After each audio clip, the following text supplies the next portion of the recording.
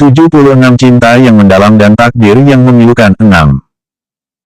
Ketika Gu Yuseng membuka pintu dan masuk ke dalam mobil, Xiao Wang menoleh dan melihat padanya dengan khawatir. Tuan Gu sudah sampai di pintu, tetapi mengapa ia hanya berdiri di sana beberapa saat kemudian pergi? Xiao Wang merasa sangat bingung, tetapi ia tak berani bertanya. Ketika Gu Yuseng sudah duduk kembali, dengan tenang ia menghidupkan mobil dan mengemudi keluar dari halaman. Kemudian ia bertanya, Tuan Gu, apakah kita kembali ke kantor? Tenggelam dalam pikiran yang tak beraturan, Gu Yuseng tidak menanggapi. Xiao Wang mengemudi langsung menuju kantor tanpa bertanya lagi. Setelah mereka berjalan sekitar 3 km, Gu Yuseng secara otomatis mengeluarkan rokok dan mulai merokok. Saat Xiao Wang berkonsentrasi pada jalan di depannya, ia mengamati Gu Yuseng secara diam-diam. Xiao Wang merasa bahwa Tuan Gu tampak berbeda pada saat itu dibandingkan pada hari-hari biasanya, tetapi ia tidak tahu apa perbedaannya. Ketika mereka sudah hampir sampai di kantor, Gu Yuseng tiba-tiba berkata dengan keras, kembali ke rumah. Sejak Nona Liang pindah ke villa, Tuan Gu tidak pernah pulang kecuali selama 2 bulan saat Nona Liang sedang pergi untuk bekerja. Mengapa ia ingin pulang hari ini? Xiao Wang terkejut, tetapi ketika ia menyadari reaksinya yang kurang pantas, ia segera menjawab, baik, Tuan Gu. Maka Xiao Wang mengangkat kakinya dari pedal rem dan mengemudi kembali ke rumah. Saat mobil berhenti di halaman dan Gu Yuseng berjalan memasuki villa, Xiao Wang, yang sedang memundurkan mobil, tiba-tiba mengerti mengapa Gu Yuseng tampak berbeda hari itu. Tuan Gu tampaknya sedikit bingung saat sedang merokok di dalam mobil. Ya, bingung, sepertinya ia sedang merenungkan sesuatu hal yang tak dapat dijelaskan. Qin Ziai tidak makan malam di mansion keluarga Gu, sebaliknya, ia memilih untuk mengemudi pulang ke villa Gu Yuseng pada pukul 4 sore. Karena saat itu mendekati jam sibuk, jalan yang dilalui Qin Ziai menjadi cukup padat, maka perjalanan ke rumah yang biasanya memakan waktu 40 menit, harus ditempuh Qin Ziai selama 1,5 jam pada hari itu. Setelah memarkir mobilnya di garasi, Qin Ziai menggunakan lift langsung menuju lantai 2. Qin Ziai mengganti sepatunya di pintu lift, kemudian membawa tas tangannya dan berjalan memasuki kamar tidurnya. Saat ia baru saja membuka pintunya, bau asap rokok yang kuat dan menyengat menyerangnya bahkan sebelum ia masuk ke dalam. Qin Ziai mengerutkan dahi sedikit, kemudian mengangkat kepalanya untuk melihat ke dalam ruangan, bagai menyadari sesuatu. Gu Yuseng sedang duduk di sofa dan merokok dengan kaki disilangkan. Di depannya terdapat asbak yang penuh dengan puntung rokok. Jendela kamar terbuka, angin di malam musim panas berhembus masuk dan menggerakkan tirai. Tirai jendela terus bergoyang, kadang menyentuh bahunya. Setelah berdiri di pintu untuk beberapa saat, Qin Ziai mulai pulih dari keterkejutannya. Gu Yuseng, mengapa ia ada di rumah? Ketika ia sedang mempertimbangkan untuk masuk atau tidak ke dalam ruangan, Gu Yuseng sepertinya sudah mendengar gerakannya. Gu Yuseng memiringkan kepalanya dan melihat Qin Ziai dari sudut matanya. 77 Cinta yang Mendalam dan Takdir yang Memilukan 7. Dengan sendirinya Qin Ziai membeku di tempat, tetapi setelah beberapa saat, ketika ia hendak menggerakkan bibirnya untuk menyapa Gu Yuseng, ia tiba-tiba teringat akan keinginan Gu Yuseng untuk tidak berurusan apa-apa lagi dengannya. Gu Yuseng takkan menghargai sapaannya. Qin Ziai menundukkan mata untuk menutupi kesedihannya, keinginan untuk menyapa Gu Yuseng hilang sudah. Qin Ziai tidak memasuki ruangan, tetapi berdiri di pintu tanpa berkata-kata. Gu Yuseng pun tidak pernah berniat untuk mengatakan apapun. Seluruh ruangan menjadi sunyi sepi. Lama-lama, Qin Ziai merasa tidak mampu lagi menahan kegugupan ini, telapak tangannya sudah basah oleh keringat. Setelah cukup lama, Qin Ziai akhirnya tahu apa yang harus ia katakan pada Gu Yuseng. Ia menaikkan mata dan mengertakkan giginya, tetapi ketika ia hendak membuka mulutnya, Gu Yuseng, yang sudah lama terdiam, tiba-tiba melambai kepadanya, kemarilah. Sepertinya inilah pertama kalinya Gu Yuseng berbicara pada Qin Ziai dengan nada yang penuh ketenangan sejak Qin Ziai pindah ke vilanya 3 bulan yang lalu. Qin Ziai memandangnya dengan terkejut, kemudian memalingkan matanya lagi. Qin Ziai tetap berdiri di sana dengan mata tertunduk, tetapi setelah beberapa saat, ia melangkah perlahan ke dalam ruangan. Semakin dekat kepada Gu Yuseng, semakin tebal asap yang terasa, dan ia menjadi semakin gugup. Bagaimanapun, Qin Ziai tidak punya keberanian untuk bergerak lebih dekat lagi, maka ia pun berhenti sekitar setengah meter di depan Gu Yuseng. Dengan rokok di antara bibirnya, Gu Yuseng menatap Qin Ziai, lalu berhenti beberapa saat, kemudian mengeluarkan sebuah amplop dari kantong dan menyerahkannya pada Qin Ziai. Qin Ziai melihat pada Gu Yuseng dengan kebingungan dan melihat tidak adanya keinginan untuk menjelaskan pada mata Gu Yuseng, maka Qin Ziai mengulurkan tangannya untuk menerima amplop tersebut. Qin Ziai menundukkan kepalanya, membuka amplop sedikit, dan melihat satu bundel uang di dalamnya. Mengapa Gu Yuseng memberinya uang? Ketika Qin Ziai menatap uang tersebut dengan bingung, pengurus rumah naik ke atas dan mengetuk pintu, memecah keheningan di dalam ruangan. "Tuan, Nona, makan malam sudah siap." "Baiklah," Gu Yuseng menjawab, memberi tanda pada pengurus rumah untuk pergi. Gu Yuseng mengangkat kepalanya untuk melihat wanita yang sedang menatap amplop itu dengan pandangan kosong, kemudian memadamkan rokoknya di asbak dan berdiri, menjelaskan tanpa emosi, "Ini untuk biaya pengobatanmu kemarin." Lalu, tanpa peduli apakah Qin Ziai sudah mendengarnya atau tidak, Gu Yuseng melewatinya dan berjalan menuruni tangga. "Ini adalah untuk biaya pengobatan." Kata-kata ini terngiang dalam benak Qin Ziai dan ia tiba-tiba teringat apa yang Gu Yuseng katakan di telepon sehari setelah kecelakaan itu. "Aku hanya ingin kau menanyakan pada Qin Ziai berapa biaya pengobatannya kemarin. Aku akan meminta sekretarisku untuk mengirimkan uang padanya, karena aku tidak ingin berutang apapun padanya, jika seandainya ia terus menggangguku dengan menggunakan alasan itu." Karena itulah, untuk pertama kalinya Gu Yuseng punya keinginan untuk berbicara dengan Qin Ziai dalam nada yang normal, adalah untuk menyelesaikan semua urusan dengannya. Bagaimanapun, tahukah ia bahwa pada malam itu ia tidak menyelamatkan Gu Yuseng sebagai Liang Douzhou, tetapi sebagai wanita yang merindukannya selama 8 tahun meskipun ia sudah diabaikan 2 kali dan telah dilupakan sepenuhnya. 78 Cinta yang mendalam dan takdir yang memilukan. 8. Qin Ziai tidak tahu berapa lama ia sudah berdiri di situ dengan pikiran kosong, tetapi ketika ia mulai sadar kembali, langit di luar jendela sudah mulai gelap. Qin Ziai melemparkan amplop itu ke laci meja riasnya, lalu berbalik dan turun ke lantai bawah. Ketika ia memasuki ruang makan, ia tidak mengharapkan Gu Yuseng masih makan di meja. Mendengar Qin Ziai datang, Gu Yuseng mengangkat mata untuk melihatnya, dengan tidak ada sedikit pun perubahan yang tampak pada wajahnya. Bagaikan Qin Ziai tak pernah ada, Gu Yuseng menundukkan kepalanya dan melanjutkan mengetuk layar telepon selulernya untuk mengecek berita, sambil menikmati semangkuk sup. "Nona, mana yang Anda pilih?" Pengurus rumah menarik kursi di seberang Gu Yuseng untuknya. "Mie seperti Tuan Gu, atau nasi?" Sejak Qin Ziai pindah ke Villa Gu Yuseng 3 bulan yang lalu, Qin Ziai tidak pernah duduk dalam satu meja dengan Gu Yuseng kecuali saat mereka makan bersama di mansion keluarga Gu. Langkah Qin Ziai terhenti sesaat, kemudian ia berjalan menuju meja dan duduk, berkata dengan lembut kepada pengurus rumah, "Nasi." "Baik, Nona," pengurus rumah menjawab dan segera membawa semangkuk nasi untuknya. Qin Ziai mengucapkan terima kasih padanya dengan suara pelan, lalu mengambil sumpit dan mulai makan dengan kepala tertunduk sedikit.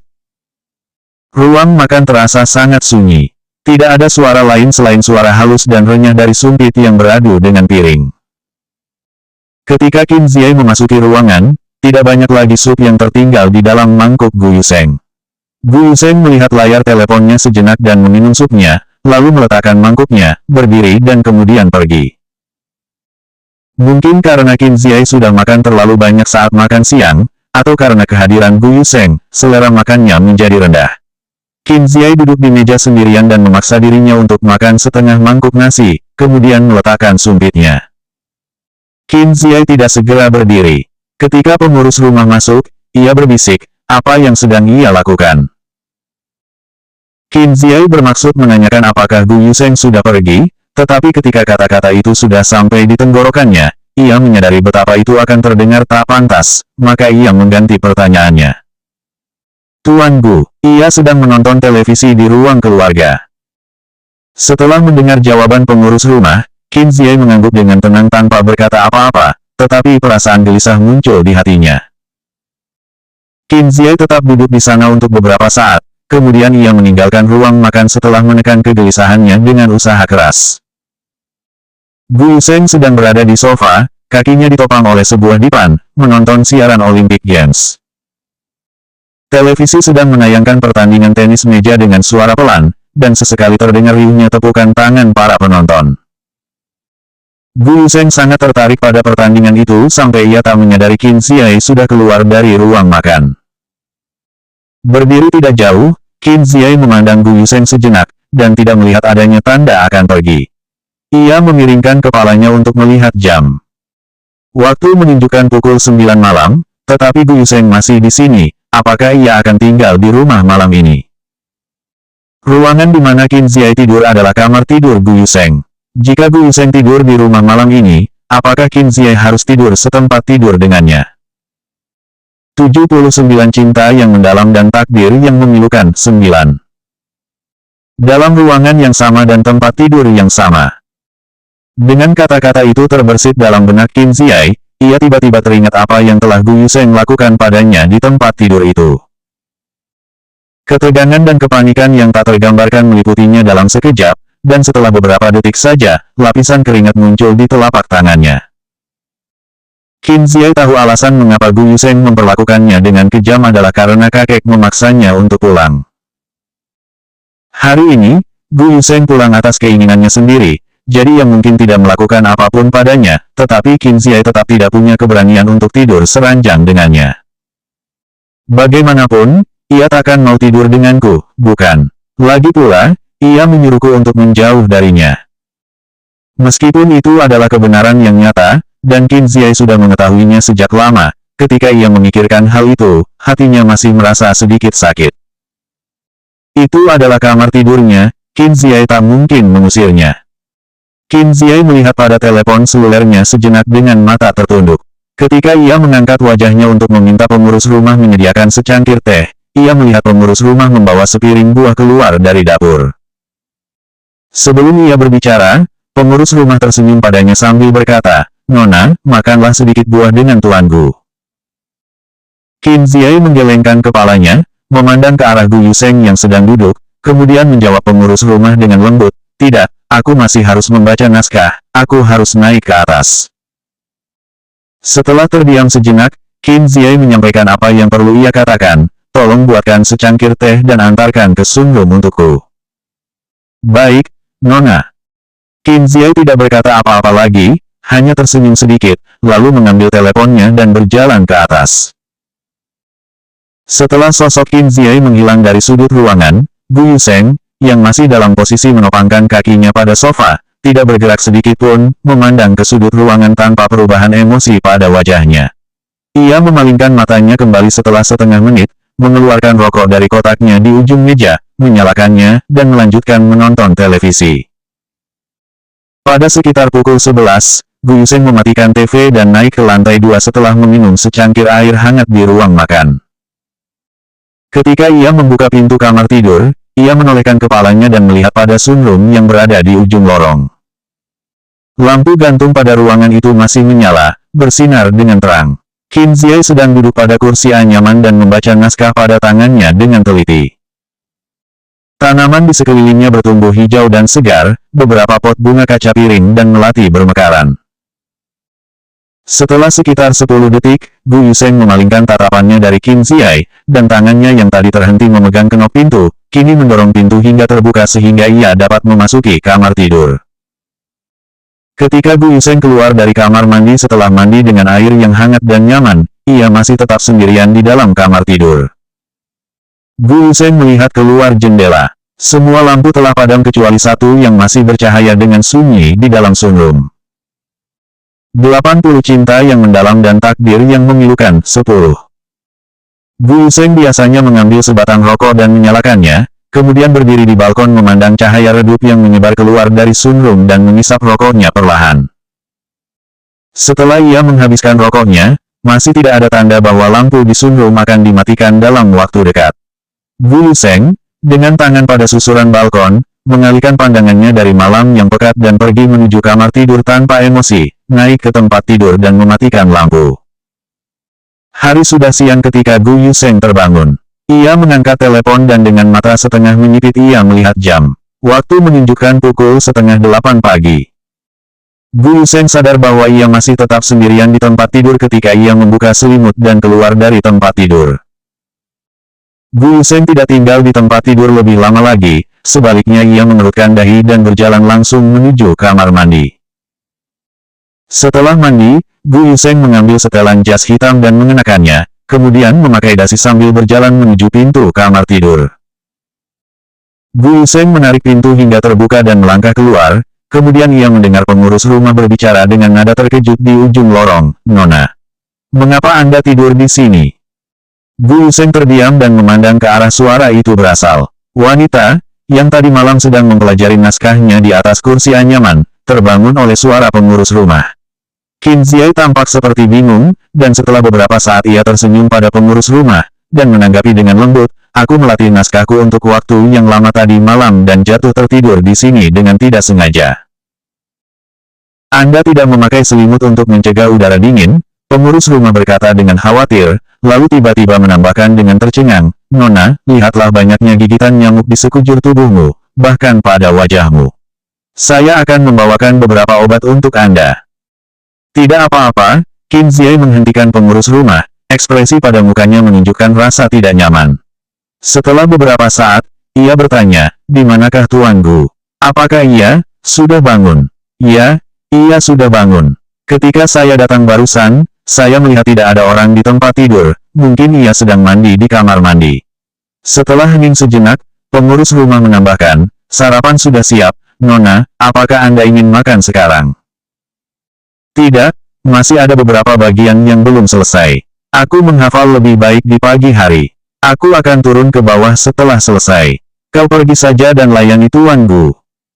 Gu Yuseng memalingkan pandangannya kembali sebelum Qin Ziai menyelesaikan perkataannya. Ia melanjutkan mengencangkan dasinya sambil berjalan menuruni tangga, seperti tidak terjadi apa-apa, tetapi sedikit sentuhan dingin muncul pada matanya yang indah, membuatnya tampak semakin sombong dan acuh tak acuh. Ketika Gu Yuseng sudah turun setengah jalan, pengurus rumah berlari ke bawah dari lantai 2, tetapi berhenti ketika melihat Gu Yuseng, dan menyapanya, "Selamat pagi, Tuan Gu." Gu Yuseng melanjutkan berjalan ke bawah seolah ia tidak mendengar ucapan pengurus rumah.